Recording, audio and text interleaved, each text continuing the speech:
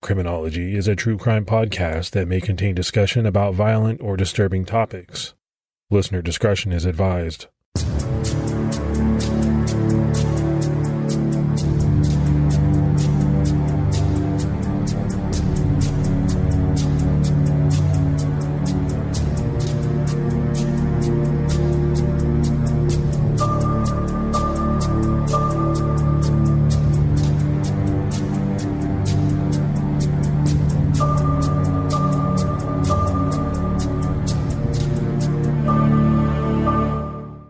I'd like to welcome everyone to the special bonus episode of Criminology.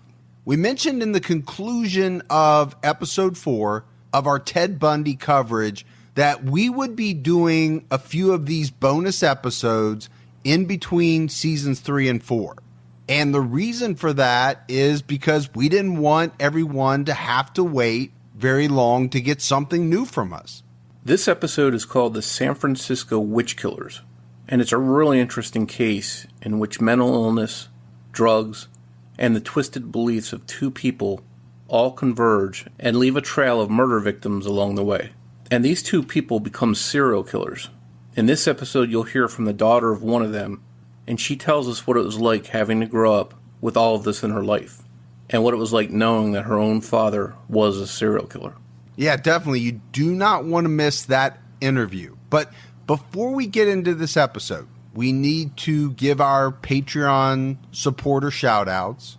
Mary Beth Long jumped out at her highest level. Anastasia Martin. Bridget Connors. Michelle Martin jumped out at her highest level. Patrick McMinn. Michelle Donnelly. Dominic Falcioni. And Debbie T. So we appreciate all of that new Patreon support. Morph, it really goes a long way in helping us put out these episodes. Every episode, when you read those Patreon shout-outs, it's just amazing to me, the support we have. So I just want to say thank you. But let's dive into this episode.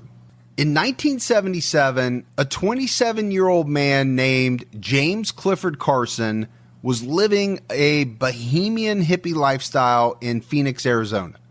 Jim was a stay-at-home dad who took care of his young daughter, Jennifer, and also sold a little pot while his wife, Lynn, worked as a teacher. Despite Jim Carson not having a job, he took good care of his young daughter, feeding her, braiding her hair, taking her to the petting zoo, reading to her, and this worked well for the Carson family for a while. But eventually, Lynn became fed up with being the only breadwinner. On top of that, she was also fed up with Jim's drastic mood swings and his bizarre political rants about a revolution. Jim was eccentric, and this eccentricity and passion, it was attractive to Lynn when they were 19-year-old war protesters in college. But then you fast forward to them at the age of 27, these same claims about overthrowing the government were starting to get on Lynn's nerves. When Jim started waving a gun around and going on verbal rants that escalated to threats, Lynn left Jim. After a decade together, they divorced in 1978. Lynn got primary custody of their daughter, Jen, and Jim got weekend visits. Jim Carson was now a single man. At around the same time that Jim and Lynn divorced, a wealthy 36-year-old Scottsdale country club divorcee named Susan Barnes was also starting life over. Like Jim, Susan was from a stable upper-middle-class family. Another thing they shared in common was a history of mental illness, and both were on medications to treat those mental illnesses. But they both stopped taking those medications and instead turned to LSD and other drugs. Susan's behavior became erratic. This included her having many sexual partners, some of whom were reportedly underage boys who attended high school with her teenage children. She was also arrested for public nudity in her upscale Scottsdale neighborhood. It was no surprise that her first husband, a successful businessman, took their 2 teenage children and left Susan. Nobody knew it at the time, but Susan Barnes and James Carson were on a collision course, one that would lead to multiple people losing their lives, fueled by drugs, mania, hallucinations, and an obsession with the occult. James Carson ended up at a party hosted by Susan at her home, and the pair immediately connected. And James moved into her home not long after. Moving in together was a recipe for disaster. The two were inseparable, but it wasn't long before their relationship would explode into a cocktail of violence and delusion. Before this would happen, though, James seemed like he was still stable enough to share custody of his daughter Jen, but he's living at Susan's house. And during several visits to Susan's house, Jen was subjected to abuse and neglect. During one weekend stay, the young girl was not fed for 3 days and was severely scratched by Susan Barnes. She was also told by Susan that she had a demon in her and that Susan would try to rid Jen of this demon. Young Jen told her mother Lynn about the frightening incident, and when Lynn saw the scratches on Jen's back, she knew that she needed to keep her daughter away from Jim and Susan. Lynn reported the pair's behavior to family, friends, and even law enforcement, but apparently she got no support. So one night she packed up Jen and they vanished. Carson and Barnes got married, and they spiraled into a world of illicit drugs and mysticism. But during this time, Susan had received money from her divorce and the sale of her home, and she used it to finance nomadic travels around the U.S. from state to state, including stops in Chicago and Washington, D.C. Susan and Jim decided to travel abroad to places like India, Morocco, the UK, Ireland, and France. From late 1978 to 1983, the pair essentially lived on the road, never staying anywhere for more than a month or two. But there was a time in late 1980 when they showed up once again in the U.S., and they had new names. James Carson was now calling himself Michael Bear Carson, and his wife Susan was now going by Susan Bear Carson, but spelling her name with a Z. Michael, as he was now calling himself, later wrote a letter to his daughter in which he claimed that God had given them their new names. Although it was 1980 and the height of the hippie movement had been a decade earlier, this counterculture couple felt that they needed to find a place where they could fit in, a place where they could be accepted. For them, one of the obvious choices was San Francisco's Haight-Ashbury district, so Michael and Susan decided to go there. Once they made it to San Fran, they fit right in. They found themselves among other people with whom they identified, and they continued their descent into addiction and mental illness. It was at this time that they met a San Francisco woman named Karen Barnes. Barnes was a 22-year-old aspiring actress who had moved to California from Georgia. She was a free-spirited young woman who was accepting of people, and this included being accepting of Michael and Susan Bear Carson. She was interested in their beliefs about mysticism and the paranormal. In fact, she was so accepting that Karen invited the Carsons to stay with her at her apartment whenever they visited San Francisco. And that would prove to be a deadly mistake. In March of 1981, while the Carsons were hitchhiking, a storm popped up, and Susan believed that the thunder was talking to her. She believed it was telling her that their new roommate, Karen Barnes, was a witch, and that she wanted to kill Susan and Michael. The thunder told her that she needed to start a mission to kill all witches, starting with Karen Barnes. The pair made their way back to the San Francisco apartment, and without warning, beat Karen Barnes with a frying pan, crushing the 22-year-old skull. They then stabbed her 13 times and left the apartment. By the time Karen Barnes' body was discovered, the Carsons had left the area. By the time friends of Karen Barnes revealed to police that her roommates, Michael and Susan Carson, may have been the murderers, they had escaped to the sanctuary of a marijuana farm in Humboldt County in Northern California. And this is another place that they would fit right in, and not a place that they would easily be found. The two worked as farmhands and guards, helping to grow, harvest, and protect the marijuana crop. And there were a lot of pot-smoking, counterculture type individuals working on this commune, this farm. They were into peace and love. But the Carsons started talking to everyone about the apocalypse. And they started to freak out some of these other people that were there working on the farm. But you have to imagine this place, Morph. This is an illegal pot growing farm. This isn't the type of place that you can go down to HR and put in a complaint about one of your coworkers. It was one of these farm workers that would next face the wrath of the disturbed couple. Clark Stevens and the Carsons had an ongoing conflict. What the conflict was about isn't known, but what is known is that in May of 1982, 26-year-old Clark Stevens was shot in the head twice and his body was set on fire. Stevens was eventually reported missing, and police investigating the disappearance found his remains. When police asked around the marijuana farm, people there didn't hold back, telling them that they needed to investigate Michael and Susan Carson. But as with the murder of Karen Barnes, the Carsons had managed to slip away.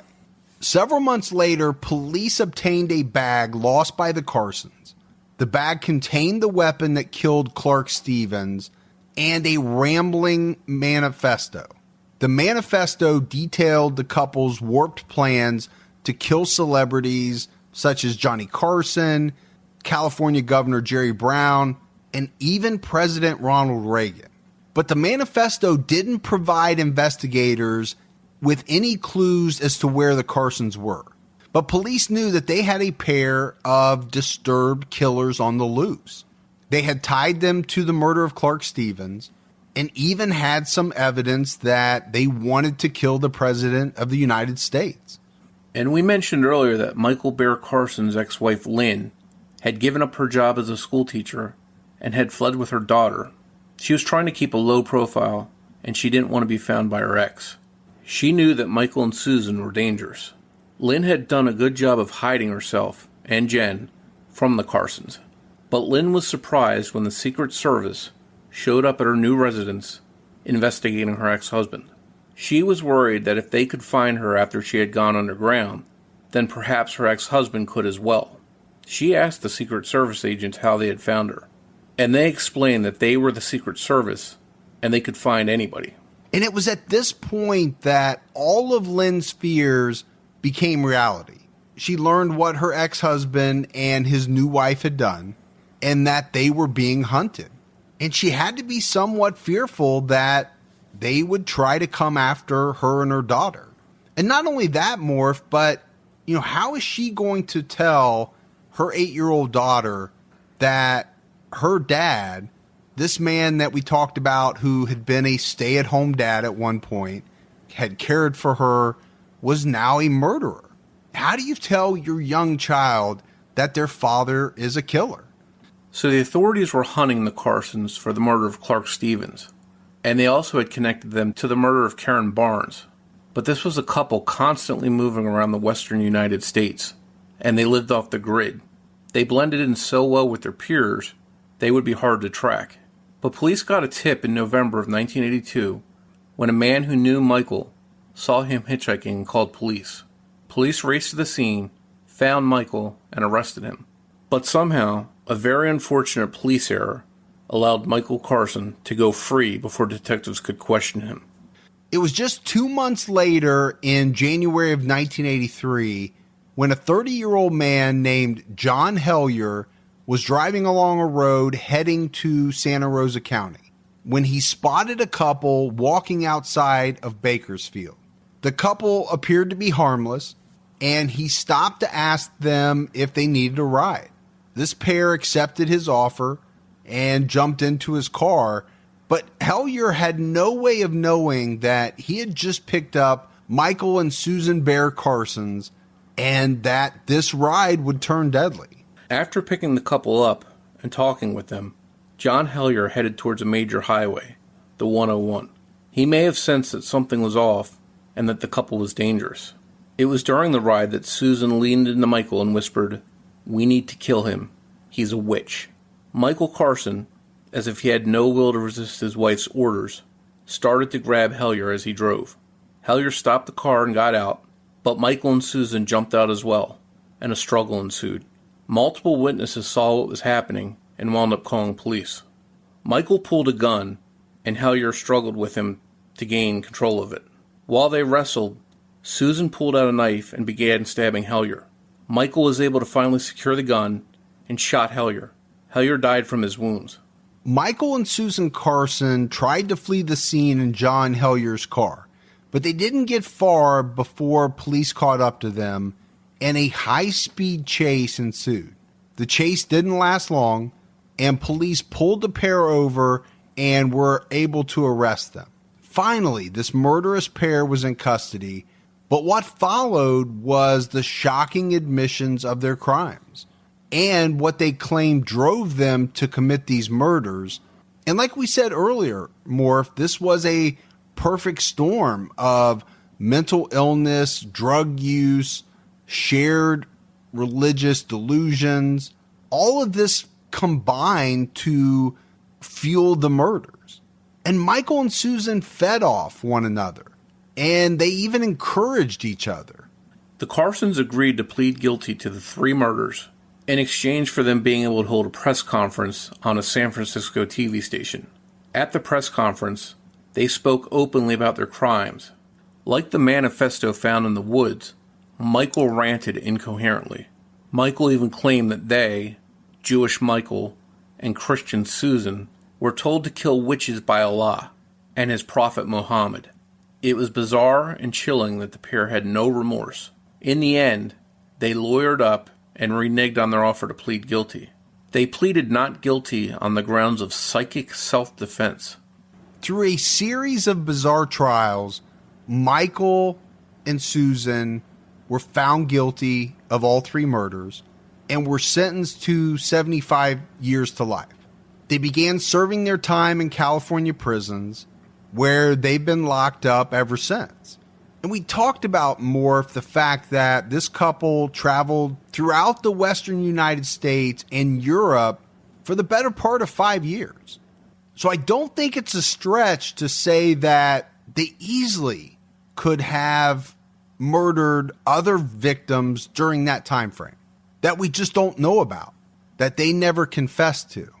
The couple was suspected of up to a dozen other murders in the Western U.S., in Europe, but after they got the life sentences in California, these other jurisdictions didn't feel the need to pursue expensive extraditions. So they were never tried on any other charge. This case has been discussed on a number of true crime TV shows and was the subject of a book titled Cry for War, published in 1987. In 2015, Michael and Susan came up for early parole. Susan showed no remorse and refused to do or say anything to help her chances for parole, and it was denied. She won't be eligible again for parole until the year 2030, when she's around 90 years old. Michael declined parole consideration in 2015, but the 67-year-old Michael gets another hearing in just 16 months, in 2020. In 2015, he stated he refused to renounce his beliefs. We'll see if he changes his tune this time. Although Michael and Susan Carson did enough to derail their chances to get out of prison in 2015, one of the individuals who was most vocal about making sure that they never get out is Michael's daughter, Jen Carson. Jen Carson is an advocate for children of prisoners and crime victims, and she's even met face-to-face with family members of Michael and Susan's victims.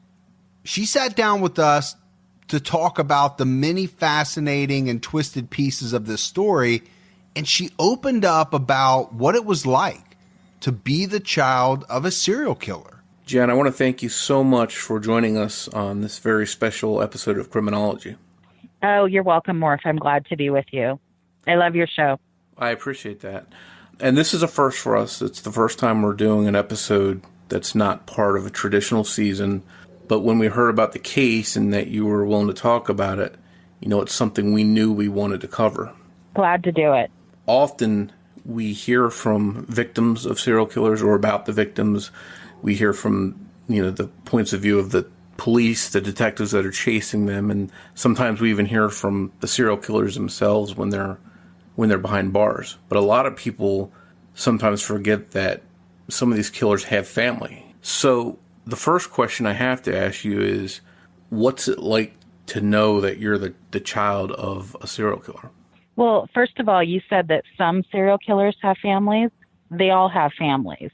We like to think that these ultra-violent offenders, these serial killers, these mass killers, just kind of hatched or crawled out from under a rock. But they all had a mother, right?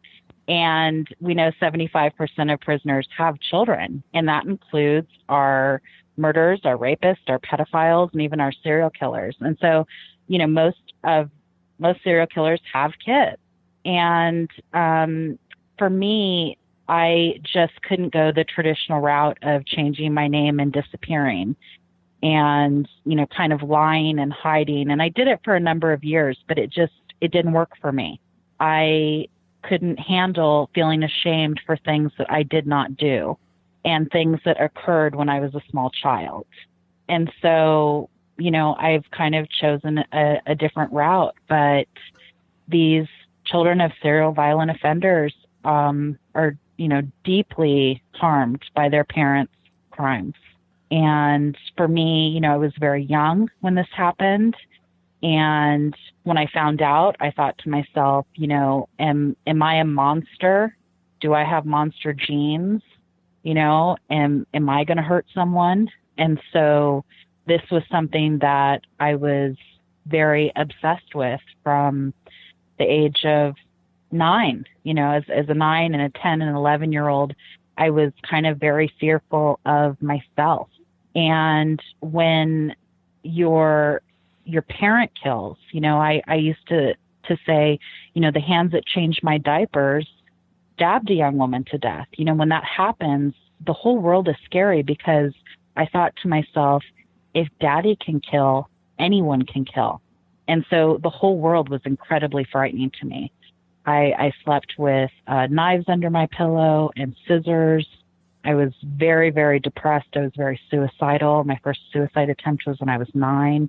So, I was, very tortured. It was very hard. And, as it's gotten easier, it's still an inheritance that I would wish on absolutely no one.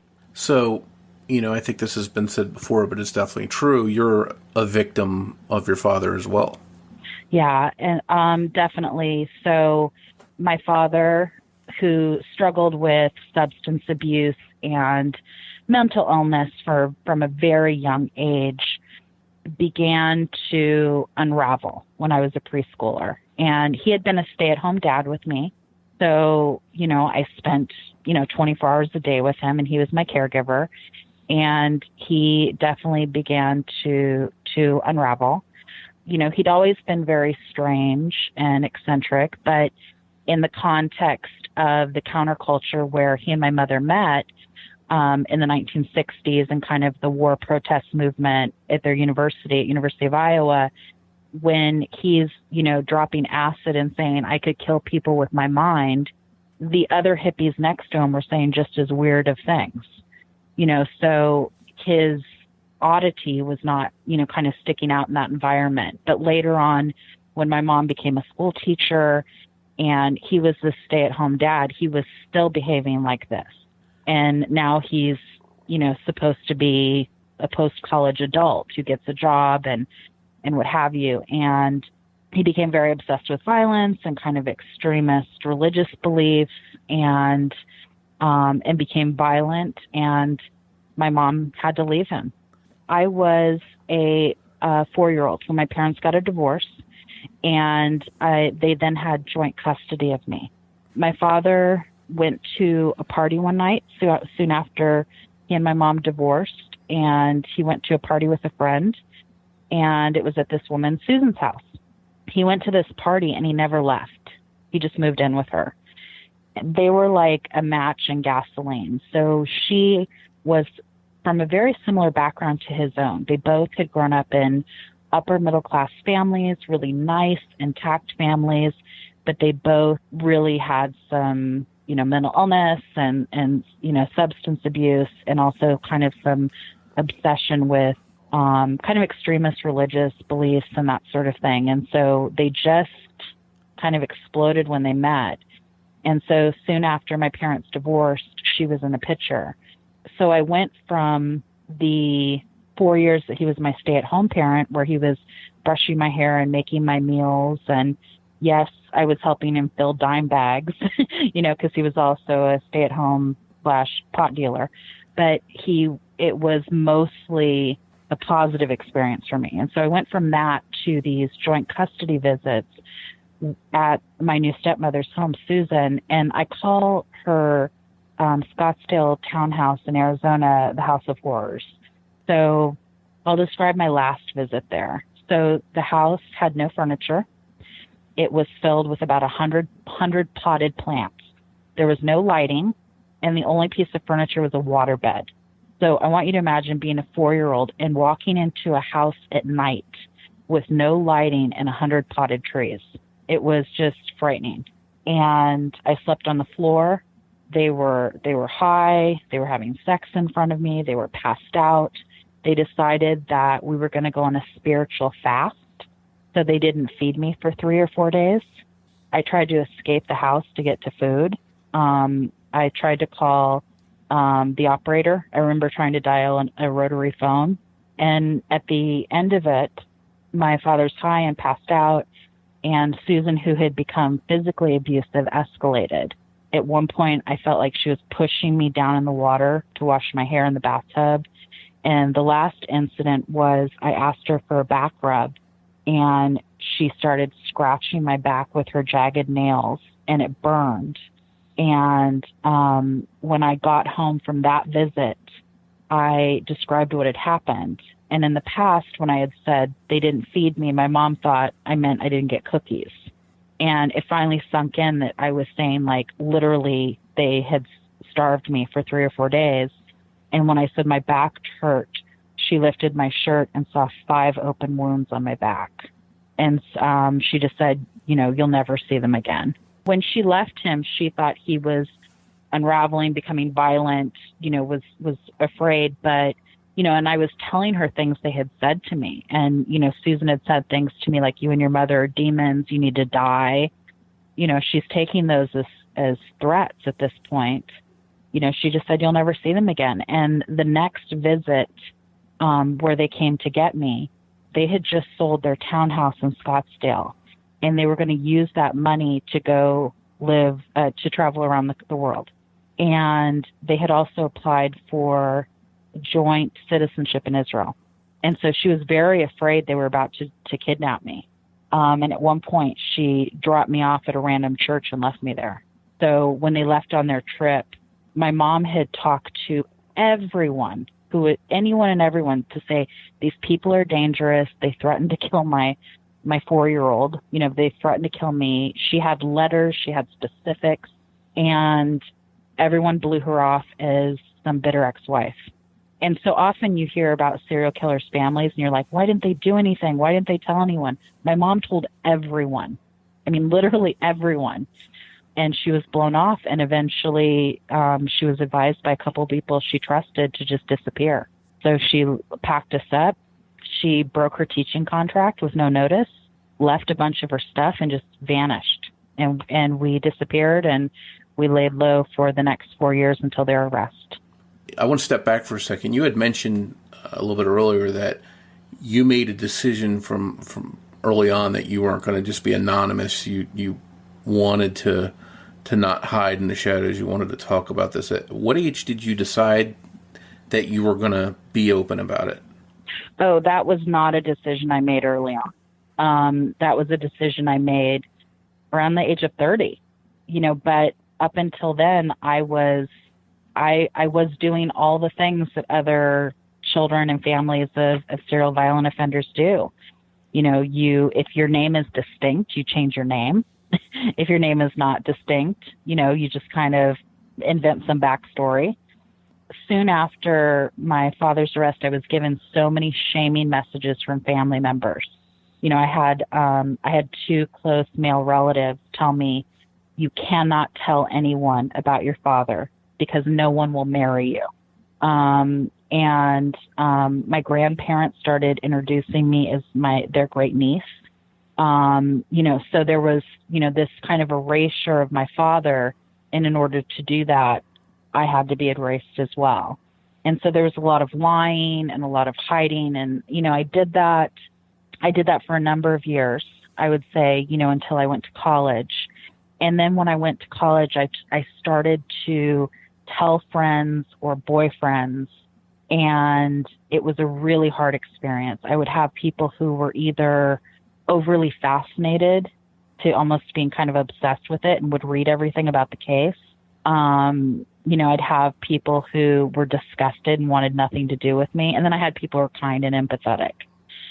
So it was very challenging when I first started to tell people.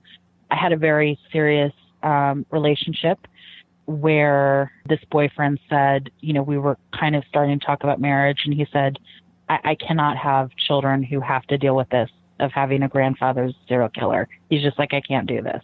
And, I had another boyfriend who I was walking into his house to meet the parents for Thanksgiving. And he turned to me and said, now I told my parents that your father died in a car accident. Okay. So I get in and they're asking me about, a couple people asked me about this car accident, like, oh, we're so sorry. We heard that your father passed away. And it was like, what do I do? Do I keep going on with the lie? What do I do? And so all of that, none of that was working for me. It was just kind of eating me up. Secrets didn't work for me. And the shame and the stigma certainly did not work for me. Was it a relief when you finally unburdened it and started telling people, the truth? Yeah, yes, for sure. I began teaching when I was right out of college. I was like 21, turning 22. And, I was working in a low-income school, and about half of my class was experiencing parental incarceration. And I just didn't realize the huge scope of the problem, because when I was little, no one talked about it. You would say daddy's out of the picture, or you'd pass off, stepfather, what have you.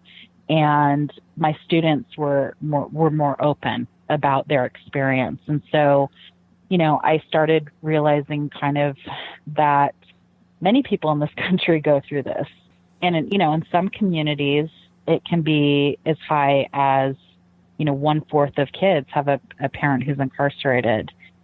Kind of made the decision to then get a master's degree in counseling, and I focused my research on children of prisoners, and definitely found that, our children of serial killers and pedophiles and rapists have just such a extreme level of shame and stigma. Did you have to have any kind of counseling along the way as a child or as an adult? Yeah, I want to be clear. I have not overcome it. It's really important for me not to whitewash my experience. I share with people my struggle with, early onset severe depression. And, I have struggled with depression. I've sought help. And one of those pieces to me, trying to break down the stigma and the shame of this experience is to tell people, get help, it works. If you're coping with depression, if you're coping with post-trauma, get help. So yes, I've done therapy. I've, done everything, I need to do. And, for me, one of the biggest struggles was my age of when all this happened, so when I was 4 and I was in that house of horrors, and I believed that my stepmother wanted to kill me, for a number of years, I would just have nightmares and glimpses of that experience. When I was 9 and I was told that my father, killed several people, I came into contact with a bunch of newspaper articles. What had happened is that my mother was concerned I was about to find out in the media. And so she made the decision to tell me. And she did it in the most age-appropriate way she could. She said, Daddy hurt a bunch of people. He has to go away so he doesn't hurt anyone. And, you know, he's safe and everyone else is safe. And so she told me in a very age-appropriate way. But it was the worst moment of my life. And I turned to her and I said, are the hurt people dead? And she said, yes, the hurt people are dead. We were outside and we were walking. And I turned to her and I said, do the dead people have mommies? And she said, yes. And we just walked home in silence, just tears streaming down our faces. You know, I mean, this was excruciating to learn that my father had killed people. And, you know, you're still kind of figuring out what death is, you know. You know, maybe you've had the death of a pet or, you know, developmentally. And so it was so hard. And just a few months after that, I found a bunch of news articles that my mom had in a dresser. And I remember using my finger because I was sounding out some words that I didn't know.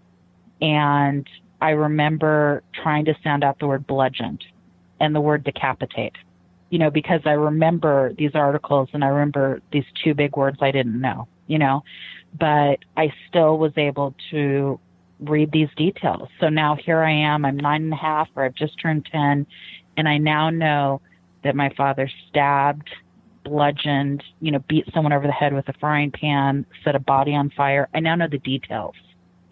And so I then struggled with vicarious trauma, and I started having just horrific nightmares. People say to me, you weren't there. How could you be traumatized?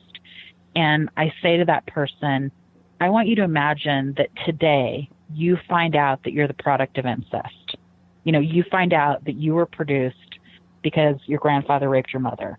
You weren't there. You didn't see it. Would you be traumatized? You know, I mean, vicarious trauma is real and it's horrible, and especially in children. You know, it was excruciating.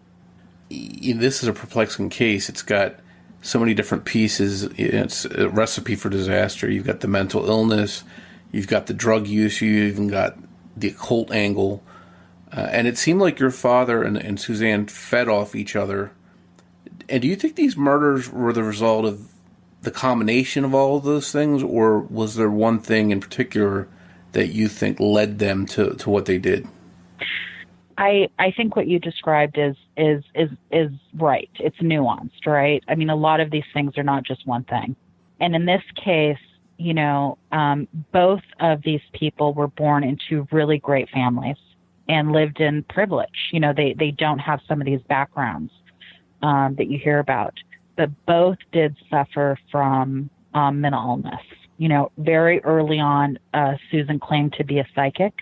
And what we know is she was having visual hallucinations at a young age, and they were medicating her.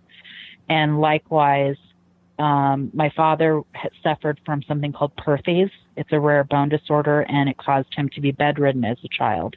And then as a preteen, he started suffering from really big mood swings. Now, most people who are mentally ill do not hurt people, right? You're more likely to be a victim of violence than a perpetrator if you're mentally ill, you know, so that didn't cause the violence, but it was a piece. And with my father, he very early on started self-medicating with speed, acid, and marijuana, and was using all three kind of heavily, you know. So marijuana would have brought down his mania. The speed would have helped for when he was depressed, and he was kind of self-medicating in addition to what he was prescribed. And this started really early on, you know, in his early teens. So the long-term drug use, I think, was a big piece to it. And what drugs they were using, you know, the fact that they were using LSD. You know, we know that LSD can cause psychosis even from, you know, a handful of usage. And they were using LSD for like a decade. So that was a piece. But and then the combination of their really sick relationship, and, you know, they really fit that profile of the typical partner serial killer where there's a dominant and a submissive. You know, she was clearly dominant, he was clearly submissive, and they were in that type of relationship.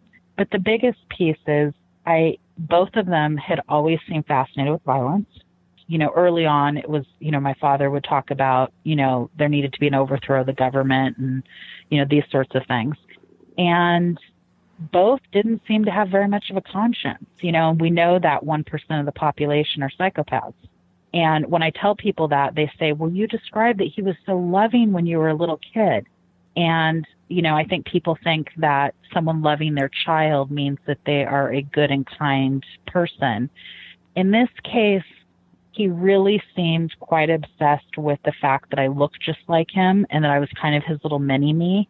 He also seemed borderline creepy obsessed with me. He would talk about how I was a psychic and he was asking me questions to make decisions. So I don't necessarily think that, his kindness to me shows that there was, moral fiber and conscience and that kind of thing. So I definitely think it was that combination, of those factors.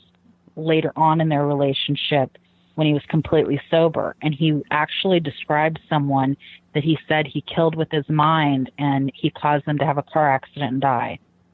And so those were the kinds of things that were freaking her out later in the relationship. There was an incident where my mother actually wrestled a gun away from him and ran and threw it in a nearby pond at a park. And so, she definitely has described some predictors that she saw. She also saw him harm an animal.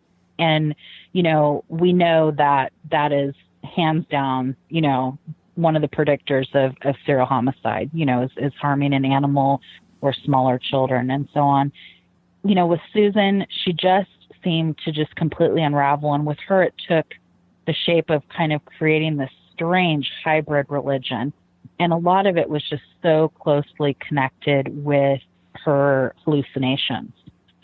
So, they're often called Muslims in the media, but in reality, my father was raised Jewish, she was raised Christian, and the whole attribution of them being Muslim was that Susan was having visions, and she claims that Muhammad told her to kill people in a vision. So they didn't, they never studied at a mosque. They never studied with an imam. They weren't practicing Islam, but they had created this weird kind of fusion religion where they'd taken bits and pieces. And the one piece that they took from Islam was the concept of jihad. And they claimed that, Allah told them to kill, this list of people. Susan was trying to make herself this cult leader, and she could only find one follower. And she found this man who just had always seemed lost and been looking for something. I mean, there's a story of him in the 1960s hitchhiking to Black Panther headquarters and showing up and going, "I'm here to help you start the revolution." And they're like, "What?" Move along, But, so he was just always looking for someone to believe in, and she was always looking for followers.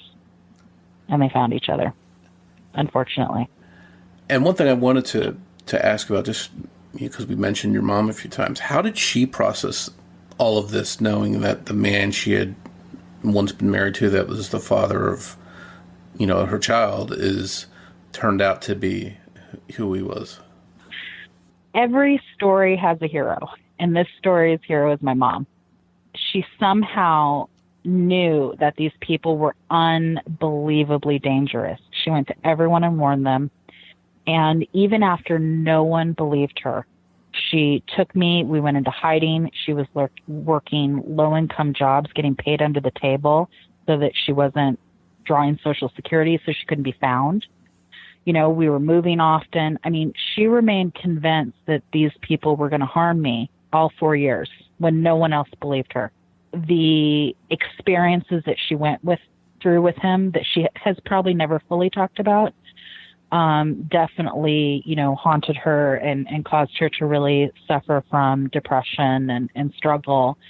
Soon after my father's arrest, she remarried a wonderful man. They have been married 35 years. And she's had a very happy 35 years, so she's just been really blessed. But, this was traumatic, and she does, she does suffer from that struggle with that post-trauma. And let's go back for a second to when, when they were arrested, that's probably a relief, speaking of your mom, that's probably a relief for her. What was the fallout like at that point for your family once the arrest happened? It kind of came in two pieces, So in 1978, my father and Susan, disappeared and went to, Israel and India and Europe. And when they ran out of money, they came home. And when he got home, my father started looking for me, sending letters, just really actively trying to find us. So when that was happening in around 1980, 1981, that was, kind of frightening for my mom. In 81, my father killed the first known victim, Karen Barnes, and then there were several other incidences. And after they killed their second known victim, Clark Stevens, a gun known to be theirs was attributed to them.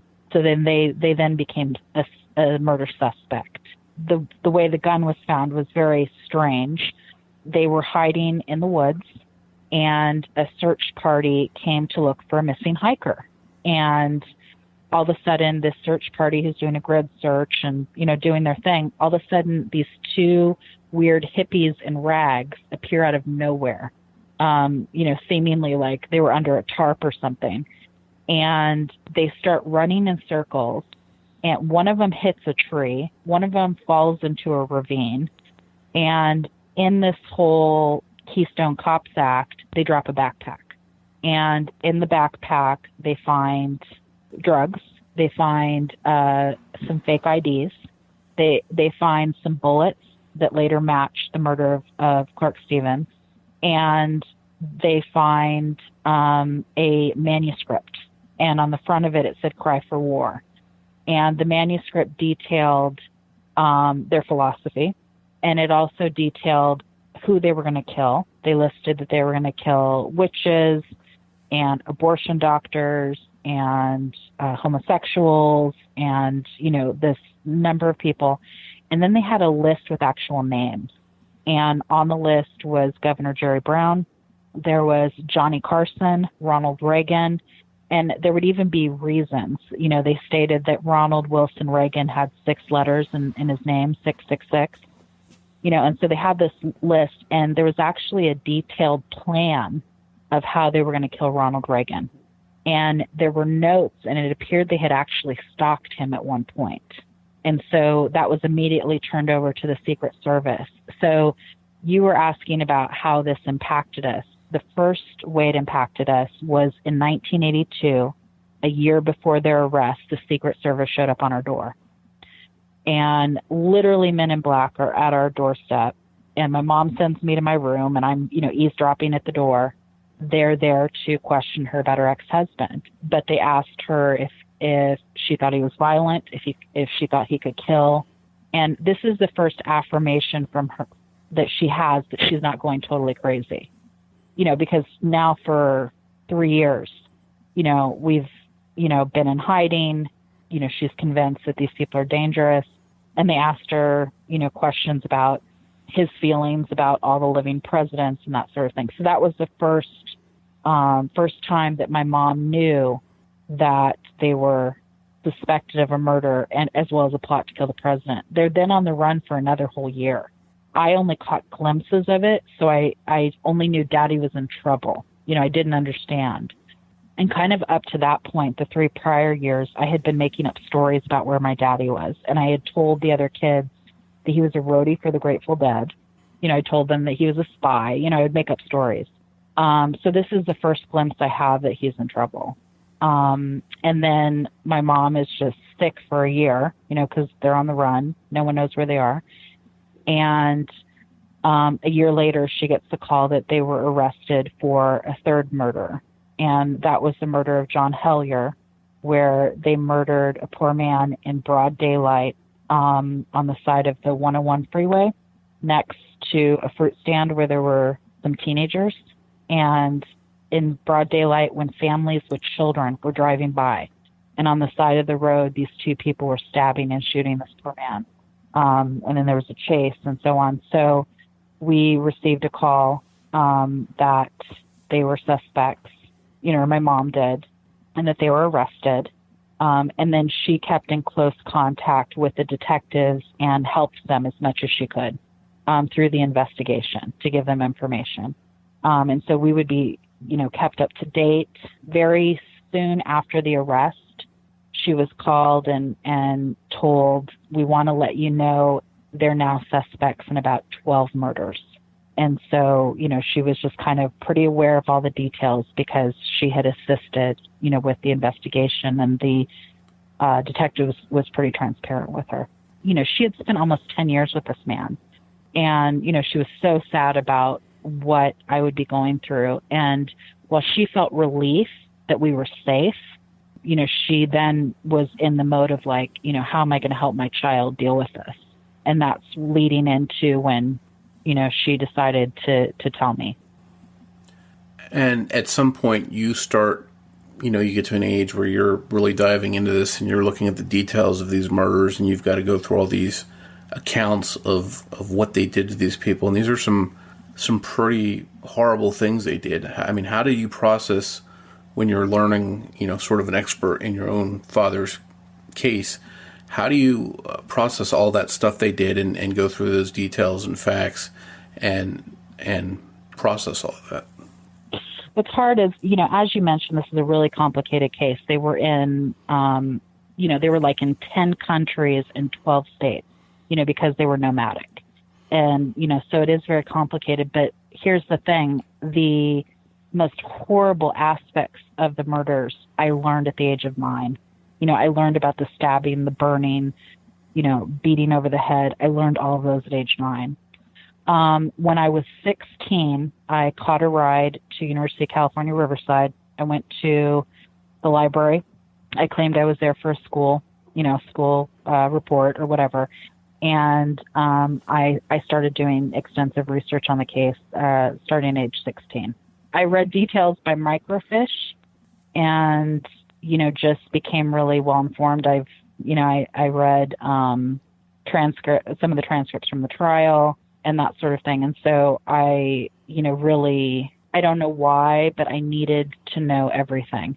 And I think it was because there were so many lies and secrets around me, that I needed to know. I was also incredibly fearful.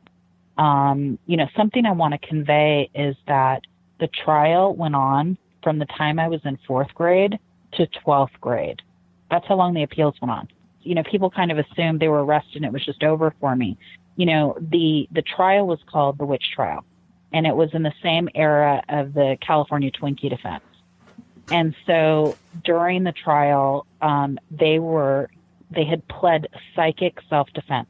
They said that these people were attacking them psychically and they had to defend themselves. The trial was a zoo. They had expert witnesses that were warlocks and spiritualists and witches. I mean, it was just in that house. At one point, a teacher was taking a class on a field trip, and they were supposed to go into the court where there was traffic court. They were accidentally brought in to that court. And so there was a 5th grade class there during an autopsy, and then they took them out. I mean, the whole trial was just a complete zoo. And Michael and Susan were kissing and making out, and they'd have to separate them. They were giggling during testimony of the autopsies. At one point, Michael jumped up and said, "Death to the Queen, long live the IRA." During sentencing, Susan, straight out of kabuki theater or something, is putting her hand on her head and saying, "What is my crime? To be beautiful, to be an artist?" And, so the trial was just a zoo, And so I think those were the details I didn't learn about when I was 9. And so, as a teenager, hearing that not only did my father stab this young woman to death, and in my head, maybe I could tell myself it was because he was on some sort of drug, And then, but at 16, I'm learning that completely sober, he's in the courthouse joking around. They were very angry. They were not getting enough press. And so my father wrote Herb Cain in the San Francisco Chronicle and said, what do you have to do to get decent press around here? so that was published in that column. And so I don't know if he thought that was his ticket to Zodiac fame or what. But when that didn't work, then they said, we'll confess to 2 more murders if we can have a press conference. And they had a 6-hour press conference. And at the beginning of that press conference, they walked up to the mics, and Susan said, "Now, Michael, we're only talking about the ones in California." So that, of course, haunted me when I discovered that as a teenager, because it was an affirmation for me, what we'd been told about the other cases, the cold cases. So, the more I would find out, the more disturbed I got. And the more, I don't know if you've noticed during this interview, I've called my father Michael, but that's actually an alias. He was born James Clifford Carson. And in private, of course, for the first decade of my life, I called him Daddy, and then after he was arrested, I called him Jim, which is what the family called him.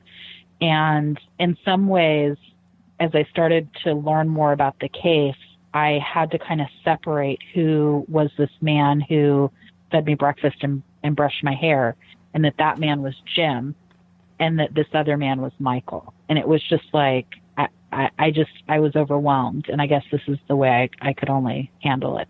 Do you think there's a good chance there's more victims out there? And if so, how many?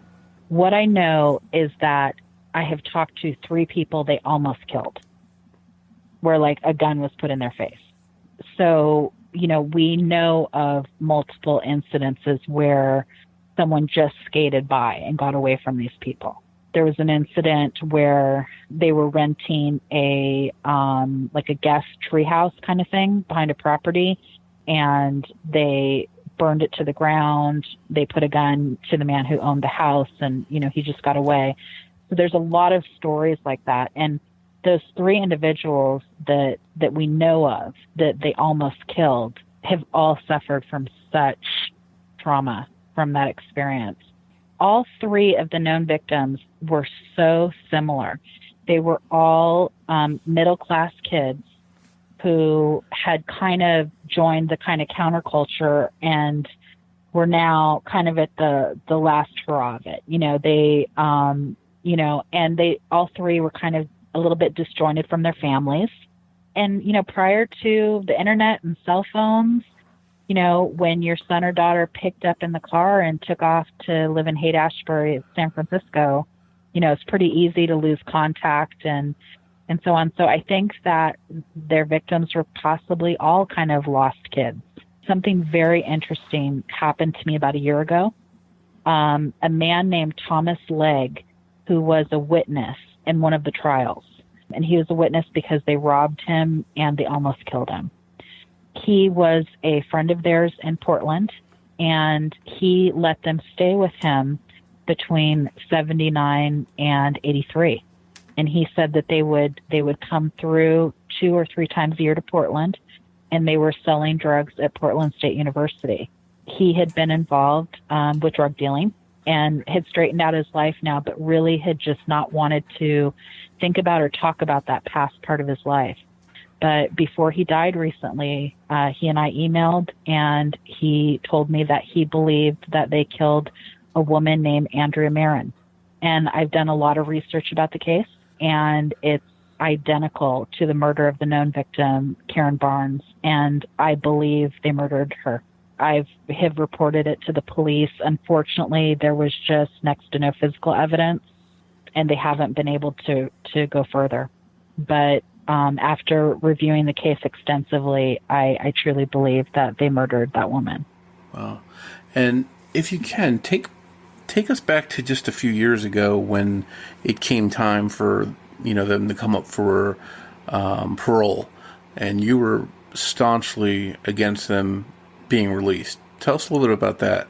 About 12 years ago, I decided to go public, and I had read about a child of a serial killer who was very depressed and hospitalized with depression. And so I wrote a letter to that person, and eventually that was published in Marie Claire magazine, a women's magazine, and I went public 12 years ago. And so I had become this advocate, and, I have done a number of, speaking engagements and media and so on. And I felt like I was in a really good place.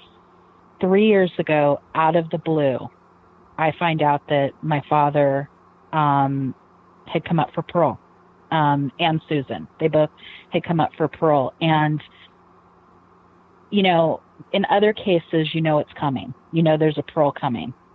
With the victims' families and myself and my mother, we had no idea this was coming until we received a letter in the mail. They had received 25 to life sentences. And so very suddenly, the state of California initiated something called the Elder Life or Parole Program. And they stated that anyone over age 60 who had served 25 years in prison would now be eligible for parole. And so just out of the blue, and I just felt like a 2x4 had hit me when I found out this news. It absolutely crushed me. I immediately I wasn't going to flight. I had chosen not to hide in the past. So I made a decision, and I had the amazing opportunity to meet all of the victims' families prior to this. And so we joined and we started an anti-parole campaign, and we did media, we did letters, we did a petition, and we did everything we could to fight this. And people around me kept saying, why are you working on this so much? He's not going to get out. She's not going to get out. And I kept listing, that Squeaky Fromm is out. The person that shot Reagan is now out. I mean, I was naming all these people who have gotten out, and California does have a history of letting out some pretty awful people. So I just put all I could into this. Hours before I was about to drive down to where my father's parole hearing was, I received a call that he said that he did not want to be considered for parole. And he wrote on a form something to the effect of, this is a joke. Why would I go to this hearing, when I refuse to renounce my beliefs, I think is what he wrote. With my stepmother's parole, minutes before the hearing, she refused to leave her cell. And the hearing proceeded, and the siblings of the victims were there, and I was a few miles away. What's interesting is whenever we talk about serial killers and these murders, we often don't talk about what they act like or what they're doing in prison. So at this hearing, one of the first things that was said is they said, Susan Barnes Carson is the worst prisoner and the worst female prisoner in California history.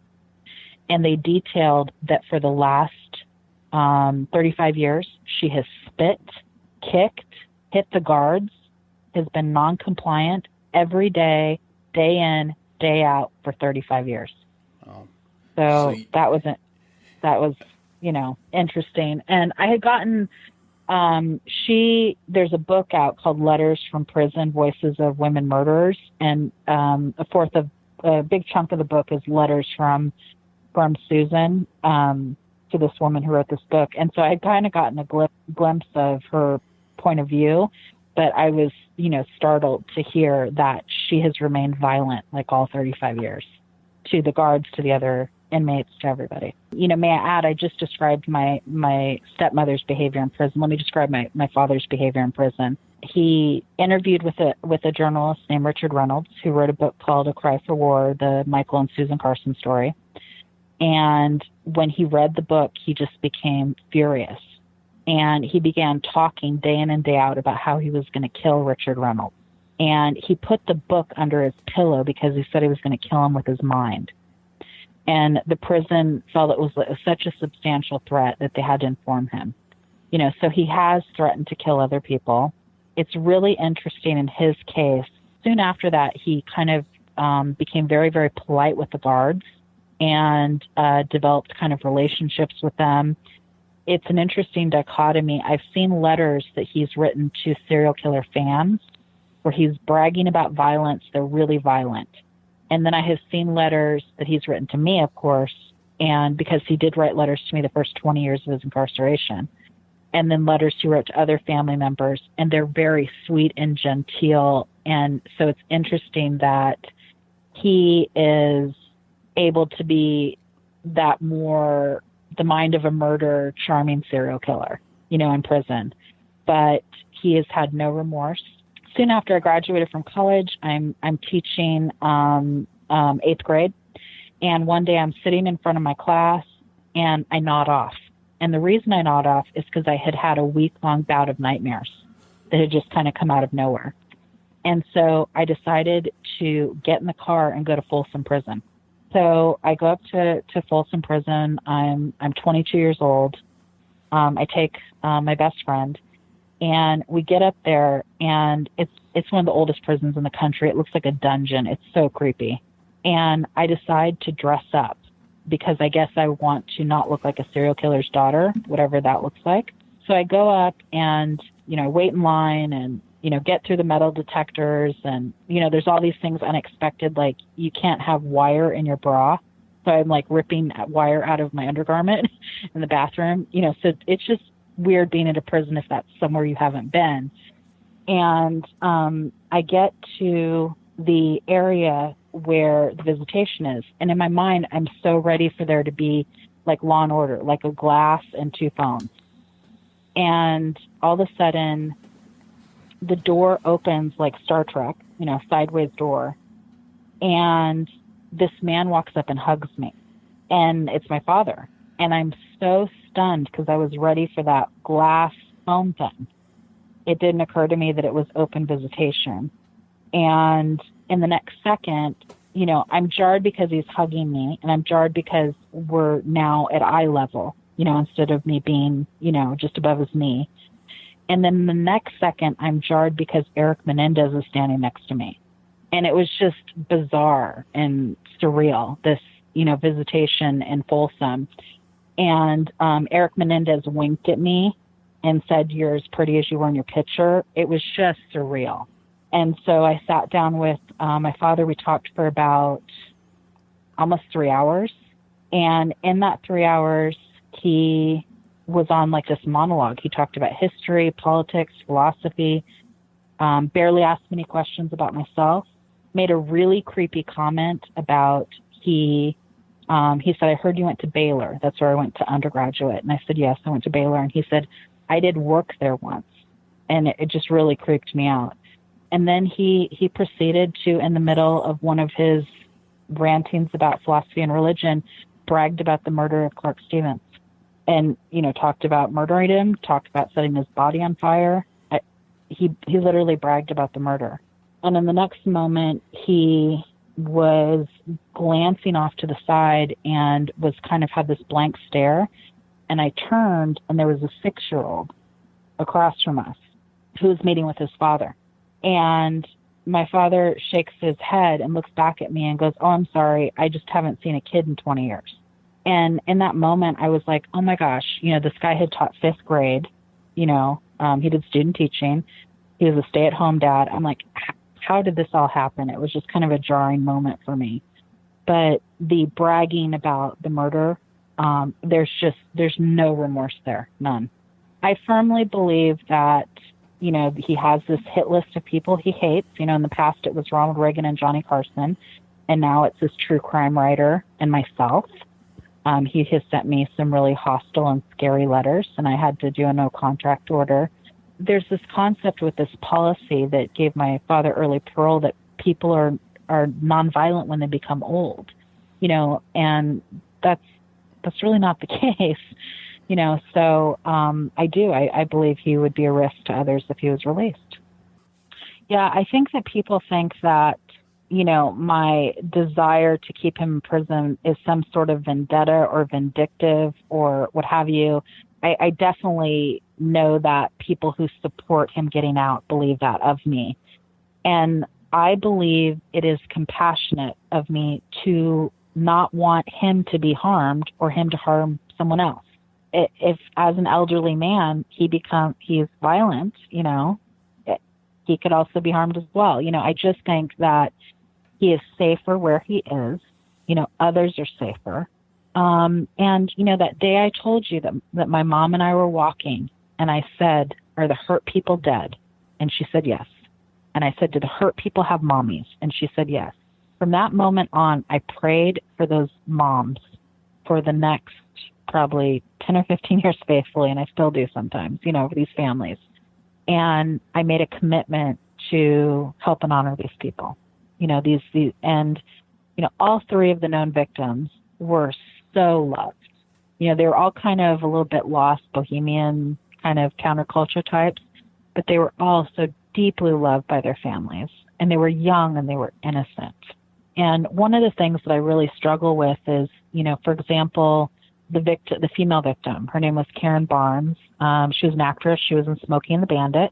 She went out to Hollywood to make her big break, and ended up being Jane Fonda's housekeeper instead of starring in a film, And I don't know if you've read this, but very strangely, she was asked out by one of the Hillside Stranglers. I mean, this poor girl. But she was so loved. And, she lived in San Francisco, and her roommates were this famous punk band, The Victims. And on one occasion, she appeared in this avant-garde performance art piece. And after she died, she was called a topless dancer. And even if she had been a topless dancer, that doesn't matter. But these victims have been kind of vilified based on what the offenders have said about them. In both cases, the male victims, it's been written down that they both came on to Susan or hit on her in some way. And they were men who were about 20. And at that time, she was not a 40-something woman who had not aged very well and who was wearing rags and, was not very attractive. And so, I hate that the murderers have been able to define who these people were. So I truly want to honor them. They were loved, their families loved them, and they deserve justice. I've shared a lot of my trauma, but something I want to convey is this is not my whole life. It very much defined me and so on, but I dress up like a Ghostbuster and I go to Comic-Con. There are moments in my life that are very fun, and there's levity and there's joy. And so, yes, it is challenging, but, I do have happiness and joy.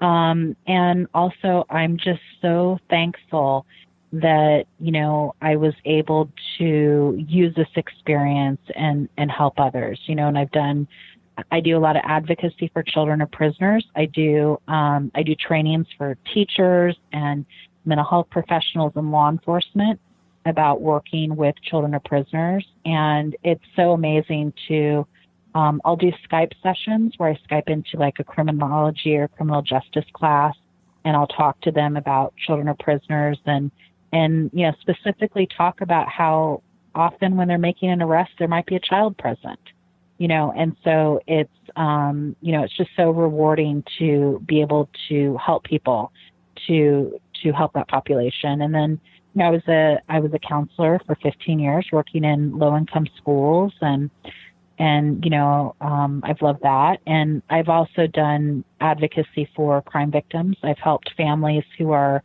facing a big parole fight. And I've also helped victims at sentencing, violent crime victims who are doing their victim impact statements and that sort of thing. And so I really try to just do a lot of advocacy for people who are impacted, by crime. And, there's so many misconceptions about why I speak publicly.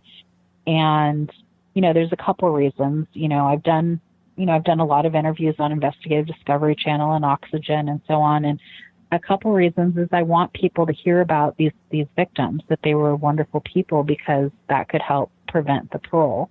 And I also want to break down that stigma of what it is like for families of violent offenders, and specifically, children of violent offenders. And every single time that I speak, on a radio show, on a television show, on a magazine or whatever, every single time I get messages from other children of murderers, every single time. But, again, I don't want to sound like this was easy, or that I'm a superhero.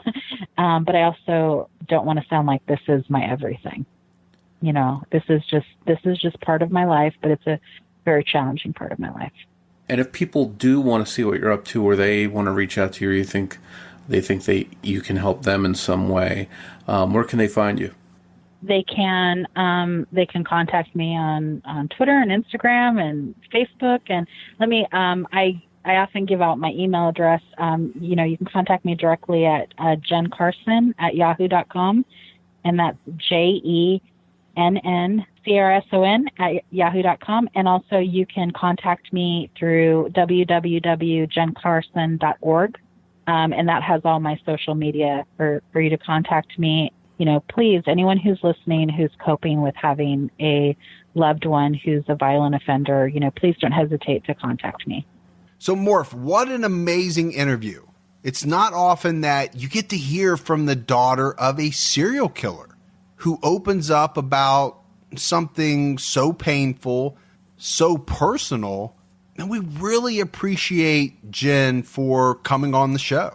I agree, Mike. Jen really gave us a very interesting and in-depth analysis of what her life was like as a result of what her father did. And that wraps up the case of the San Francisco witch murders. But don't forget, we'll be back 2 weeks from now on September 15th with another all-new special episode about a fascinating case, one that we're excited about. And then don't forget, Season 4 of Criminology launches on September 29th. If you like the show, please take a minute, go out, give us a 5-star rating. That goes a long way towards helping other people find the podcast. And if you want to find Criminology on social media, we're on Twitter with the handle @CriminologyPod. We're also on Facebook. You can find us by searching Criminology Podcast. Or you can join our discussion group on Facebook, which is called Criminology Podcast Discussion and Fans. If you're not already subscribed to the podcast, now is a great time to do so. That helps ensure that you don't miss any upcoming episode. Right, that is it for another episode of Criminology. We'll be back in 2 weeks. Stay safe, and we'll talk to you then.